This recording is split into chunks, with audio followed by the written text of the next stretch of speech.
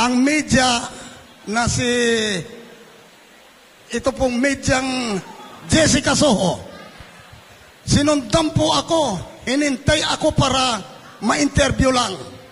Sinabi ko po ang lahat ng problema ng mga Aita, pati ang problema namin dito sa aming mayor.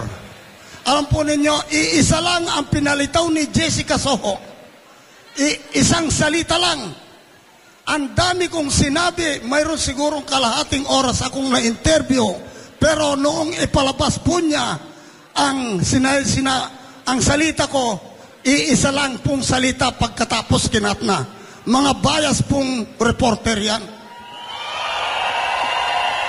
Yan po ang mga bias na reporter. Kaya sinasabi ko po, gusto ko pag narinig ko po itong rallying ito, talagang para po akong nabunutan ng tinik.